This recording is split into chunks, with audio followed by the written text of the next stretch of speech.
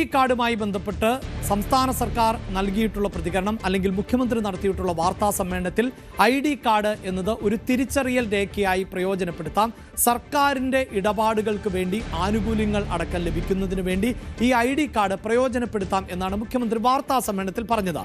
എന്നാൽ ഇതുമായി ബന്ധപ്പെട്ട് നിരവധിയായ സംശയങ്ങൾ ഉണ്ട്. അതായത് മുഖ്യമന്ത്രി വാർത്താ സമ്മേളനത്തിൽ ID കാർഡ്, നേറ്റിവിറ്റി കാർഡ് അംഗീകൃത രേഖയായി പരിഗണിക്കും എന്ന് പറയുമ്പോൾ പോലും അങ്ങനെ പരിഗണിക്കാൻ സാധിക്കുമോ എന്ന സംശയമാണ് അതിൽ പ്രധാനപ്പെട്ടത്. കാരണം ഈ നേറ്റിവിറ്റി കാർഡ് പൗരത്വം അടക്കമുള്ള ആശങ്കകൾക്ക് ഒരു പരിധിവരെ പരിഹാരം ആകും എന്ന് സർക്കാർ പറയുമ്പോഴും അതിൽ കൂടുതൽ വ്യക്തത ഇനിയും കൈവരേണ്ടതുണ്ട്. എന്താണത്? അതായത് പൗരത്വം തെളിയിക്കാൻ കേരളത്തിലെ നേറ്റിവിറ്റി കാർഡ് അംഗീകൃത രേഖയായി കേന്ദ്ര സർക്കാർ പരിഗണിക്കുമോ എന്നതിൽ വ്യക്തതയില്ല. കേന്ദ്ര സർക്കാർ ഇപ്പോൾ പൗരത്വം സ്ഥിരീകരിക്കുന്നതിന് ചില ഡോക്യുമെന്റുകൾ ആണ് ആവശ്യപ്പെട്ടിട്ടുള്ളത്. ആ ഡോക്യുമെന്റുകളെ സംബന്ധിച്ചാണ് ഇപ്പോൾ ഉണ്ടായിട്ടുള്ള ജനങ്ങളുടെ ആശങ്കയും. അതായത് ഒരു നിശ്ചിത കാലഘട്ടത്തിൽ ഇന്ത്യയിലേക്ക് എത്തിയവരായിരിക്കണം, അല്ലെങ്കിൽ ഇവരുടെ രക്ഷിതാക്കൾ ഇന്ത്യൻ പൗരന്മാർ ആയിരിക്കണം, അവർ നിശ്ചിത വർഷത്തിന് ശേഷം ഇന്ത്യയിൽ എത്തിയവരായിരിക്കണം, ഇങ്ങനെയുള്ള നിബന്ധനകളൊക്കെ ഉണ്ട്. അപ്പോൾ ആ നിബന്ധനകൾ നിലനിൽക്കുമ്പോൾ ഇങ്ങനെ കേരളം തയ്യാറാക്കുന്ന ഒരു ID കാർഡിനെ പൗരത്വത്തിനുള്ള സ്ഥിരീകരണമായി കണക്കാക്കാൻ പറ്റുമോ എന്നതാണ് സംശയം. കാരണം നിലവിൽ തന്നെ ഈ നേറ്റിവിറ്റി സർട്ടിഫിക്കറ്റിന് സംസ്ഥാനത്ത് നിരവധിയായ വ്യവസ്ഥകളുണ്ട്. നമ്മൾ ഒരു നേറ്റിവിറ്റി സർട്ടിഫിക്കറ്റ് ആവശ്യപ്പെട്ടുകൊണ്ട് എത്തിയാൽ ഉടൻ തന്നെ അത് സർക്കാർ അധികൃതർ നമുക്ക് നൽകുന്ന സാഹചര്യമില്ല. ആ വ്യവസ്ഥകൾ പരിശോധിച്ച ശേഷം മാത്രമാണ് ഈ സ്ഥിരീകരിക്കുന്ന നേറ്റിവിറ്റി സർട്ടിഫിക്കറ്റ് നമുക്ക് ലഭിക്കുകയുള്ളൂ. ഇനി അറിയേണ്ടത് ഈ നേറ്റിവിറ്റി കാർഡിന് ഇത് തന്നെയാണോ വ്യവസ്ഥകളായി വരാൻ പോകുന്നത്? അതായത് കേരളം തയ്യാറാക്കുന്ന ഐഡന്റിറ്റി കാർഡിൻ്റെ വ്യവസ്ഥകൾ ഇത് തന്നെയാണോ എന്നതാണ് പ്രധാനപ്പെട്ട മറ്റൊരു ചോദ്യമായി മാറാൻ പോകുന്നത്. കാരണം അവിടെ കുറച്ചുകൂടി പ്രേക്ഷകർക്ക് എളുപ്പത്തിൽ മനസ്സിലാകുന്നതിന് ഒരാൾ ജന്മം കൊണ്ട് കേരളീയൻ ആണ് എന്നതാണ് ഇതിൽ പ്രധാനമായും സാക്ഷ്യപ്പെടുത്തുക. ഇപ്പോൾ KP അഭിലാഷ് എന്ന ഞാൻ ജന്മം കൊണ്ട് മലയാളിയാണോ അല്ലെങ്കിൽ കേരളത്തിൽ ആണോ പിറന്നത്, അങ്ങനെ ഒരു കേരളീയനാണോ എന്നതാണ് പ്രധാനമായും ഈ നേറ്റിവിറ്റി കാർഡിലൂടെ സർക്കാർ നൽകാൻ പോകുന്ന ഡോക്യുമെൻ്റ് എന്നതാണ്. അതിപ്പോൾ തദ്ദേശ സ്വയംഭരണ സ്ഥാപനങ്ങളിൽ നിന്ന് ലഭിക്കുന്ന ജനന സർട്ടിഫിക്കറ്റ് നേറ്റിവിറ്റി സർട്ടിഫിക്കറ്റിന് പകരമായി ഉപയോഗിക്കാം എന്ന ഒരു സംവിധാനമുണ്ട്. ഞാൻ അതാണ് സൂചിപ്പിച്ചത്. നിരവധിയായ തിരിച്ചറിയൽ രേഖകളുണ്ട്. ആ തിരിച്ചറിയൽ രേഖകളിൽ ഒന്നാണ് ജനന സർട്ടിഫിക്കറ്റ്. അപ്പോൾ ജനന സർട്ടിഫിക്കറ്റ് ലഭ്യമല്ലാത്ത ആളുകൾക്ക് മാത്രമാണോ ഈ നേറ്റിവിറ്റി സർട്ടിഫിക്കറ്റ് അനുവദിക്കേണ്ടതുള്ളൂ? മറ്റ് ഡോക്യുമെൻറ്റുകളൊക്കെ ക്ലിയർ ആയിട്ടുള്ള ആളുകൾ ആണ് മറ്റുള്ളവരെങ്കിൽ അവർക്ക് ഇതിൻ്റെ ആവശ്യകത എന്താണ്? ഞാൻ സൂചിപ്പിച്ചു കഴിഞ്ഞു. ഇപ്പോൾ ഒരാൾ ജനിക്കുമ്പോൾ തന്നെ ബർത്ത് സർട്ടിഫിക്കറ്റ് ഹോസ്പിറ്റൽ അധികൃതർ നൽകും, അവിടെ ഫോം പൂരിപ്പിച്ച് നൽകുന്നു. പിന്നീട് നമ്മൾ അത് ഏത് പ്രദേശത്ത് നിന്നാണോ അത് അവിടുത്തെ അധികൃതരിൽ നിന്ന് പേര് സഹിതം ഡോക്യുമെൻ്റായി വാങ്ങുന്ന സാഹചര്യം ഉണ്ടാകുന്നു. അങ്ങനെയൊക്കെയുള്ള പശ്ചാത്തലത്തിൽ എന്തിനാണ് ഈ നേറ്റിവിറ്റി സർട്ടിഫിക്കറ്റ്, എന്താണ് അതിൻ്റെ ആവശ്യകത എന്ന സംശയമുണ്ടാകുന്നു.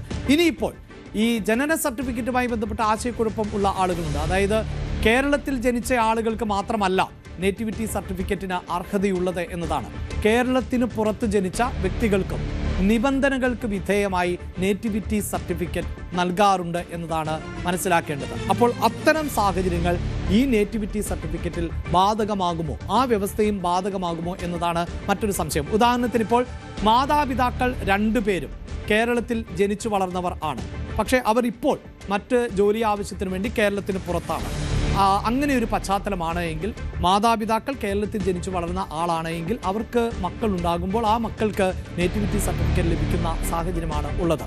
മാതാപിതാക്കളിൽ ഒരാൾ കേരളത്തിൽ ജനിച്ചു വളർന്നയാളും മറ്റേയാൾ ഇന്ത്യയിലെ ഏതെങ്കിലും ഒരു സംസ്ഥാനത്ത് ജനിച്ചു വളർന്ന ആളും ആണ് എങ്കിൽ അവർക്കും ഉണ്ടാകുന്ന മക്കൾക്ക് ഉൾപ്പെടെ നേറ്റിവിറ്റി സർട്ടിഫിക്കറ്റ് ലഭ്യമാകും. പക്ഷേ വിവാഹശേഷം ഈ രണ്ടുപേരും കേരളത്തിൽ താമസിക്കേണ്ട ഒരു സാഹചര്യം ഉണ്ടാകുന്നു എങ്കിൽ മാത്രമാണ് അവർക്കും ഈ നേറ്റിവിറ്റി സർട്ടിഫിക്കറ്റ് ബാധകമാകുന്ന സാഹചര്യം ഉണ്ടാവുകയുള്ളൂ. അപ്പോൾ അത്തരം വ്യവസ്ഥകൾ നിലവിൽ നിലനിൽക്കുന്ന ഒരു സാഹചര്യമുണ്ട്.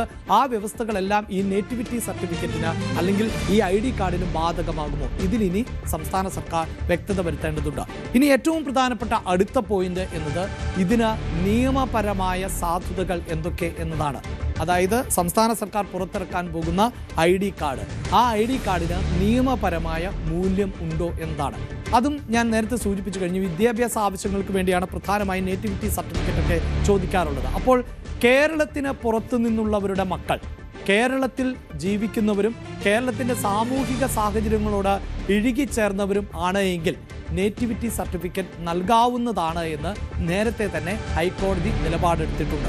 അതായത് കേരളത്തിലായിരിക്കണമെന്നില്ല അവർ, പക്ഷേ രക്ഷിതാക്കൾ മലയാളികളാണ്, അവർ കേരള സംസ്കാരത്തിൽ അല്ലെങ്കിൽ കേരള തനിമയിൽ ജീവിച്ചു പോകുന്നവർ ആണ് എങ്കിൽ നേറ്റിവിറ്റി സർട്ടിഫിക്കറ്റ് നൽകണം എന്ന് ഹൈക്കോടതി വ്യക്തമാക്കിയിട്ടുണ്ട്.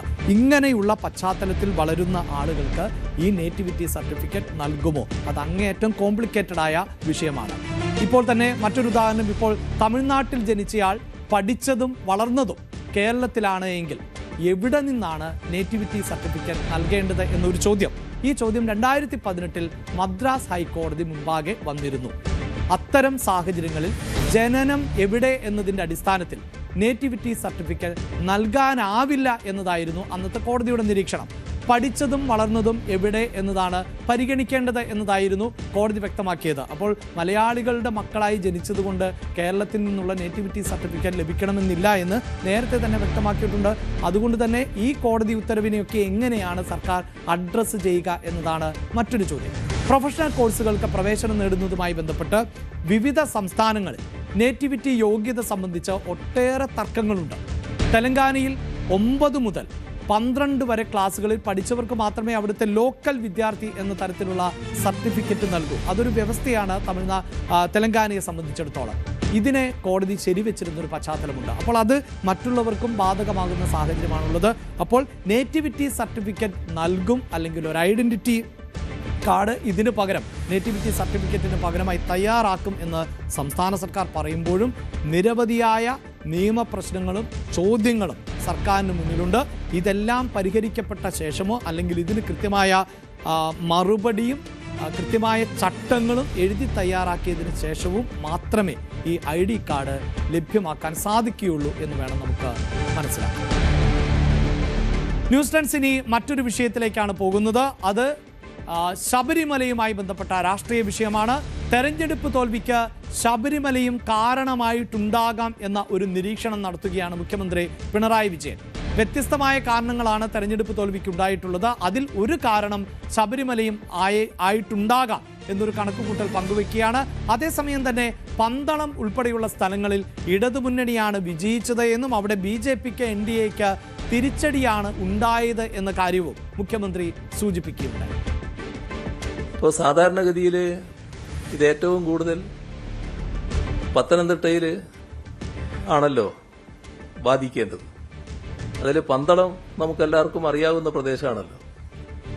ശബരിമലയുമായും ബന്ധപ്പെട്ട ഒരു സ്ഥലപ്പേരാണല്ലോ പന്തളം. ആ പന്തളത്തെ നഗരസഭ തദ്ദേശ സ്വയംഭരണ സ്ഥാപനം നേരത്തെ BJPയുടെ കയ്യിലായിരുന്നു. ഇത്തവണ BJPക്ക് ഇത് നഷ്ടപ്പെട്ടു. ഈ ശബരിമലയുടെ പ്രത്യേക എന്തെങ്കിലും LDFനെതിരായ സ്വാധീനം ഉണ്ടായിരുന്നുവെങ്കിൽ ഈ പന്തളത്ത് BJPയുടെ നില ഗണ്യമായി കുതിച്ചുയരേണ്ടതായിരുന്നില്ലേ? അതുണ്ടായില്ലല്ലോ. അത് LDFന് തന്നെയാണല്ലോ അനുകൂലമായിട്ട് വന്നത്. LDF ആണല്ലോ അവിടെ BJPയെ പരാജയപ്പെടുത്തി അധികാരത്തിലിരിക്കുന്നത്.